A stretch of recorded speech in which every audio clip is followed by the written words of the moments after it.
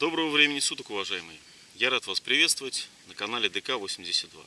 После первого испытания вот этой вот печурки, реплики немецкой карманной печки Esbit, которая работает на сухом горючем, меня начали терзать мысли, как бы этот и без того экономичный процесс сделать еще более экономичным.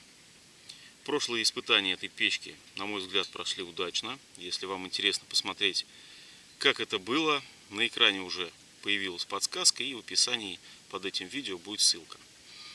Так вот, решил я, значит, в домашних условиях изготовить сухое горючее. Ну или точнее сказать, аналог сухого горючего. Ну, во-первых, из соображений экономии, а во-вторых, просто стало интересно, чем можно заменить вот это вот сухое горючее, если его нет под рукой.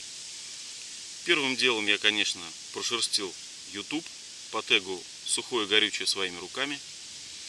Но, честно говоря, не нашел вариант, который меня устроил.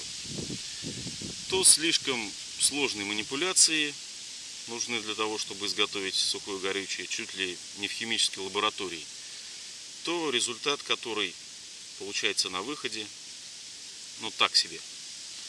В общем, решил я изготовить для этой печки свой вариант топлива, назовем его так, которое сможет заменить сухое горючее. Что из этого получилось, вы узнаете совсем скоро. А сейчас не забудьте поставить лайк, подписаться на канал, если еще этого не сделали. Погнали! Итак, барабанная дробь. Та-дам! Вот такой вот брикетик, похожий на слоеный торт. Но я думаю, вы и так поняли, что это такое, но тем не менее объясню. Думаю, все знают, что такое растопка, которая делается из ватного диска и парафина. То есть ватный диск пропитывается парафином, и, соответственно, потом этой штукой можно разжигать костер. Обычно мне хватает, в принципе, даже половины от вот этого ватного диска, чтобы костер запалить, даже зимой. И вот мои мысли, мои скакуны меня привели к такому варианту. Если один ватный диск горит примерно 4-5 минут, как показал опыт, для закипания 400 мл воды на этой печке нужно 2 таблетки сухого горючего и около 8 минут времени. Но не факт, что 2 парафиновых диска, к примеру, будут гореть 8 минут. То есть я сделал такой вывод, что нужно просто увеличить толщину, и взял несколько этих ватных парафиновых дисков, подпалил зажигалкой и склеил между собой. Дальше моя мысль какая? Разделить на 2 части или даже, наверное, на 4 вот этот вот тортик из ватных дисков. И вот на этом парафиновом брикетике слоеном попробовать вскипятить воду. Давайте посмотрим, что получится. Итак, мы имеем карманная печка с Алиэкспресс, кружка-котелок Армии Австрии, в котором 400 мл воды, вместо крышки фольга. Экспериментальное топливо уже находится внутри печки.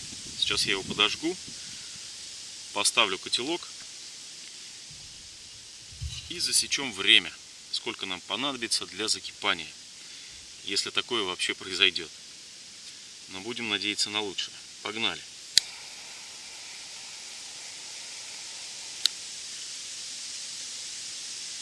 Вроде как загорелось.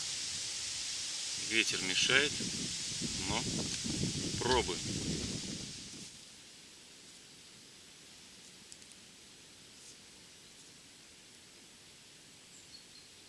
Прошло 1,5 минуты. Котелок основательно подкоптился. Топливо очень активно горит. На дне котелка появились мелкие пузырики. Смотрим, что будет дальше.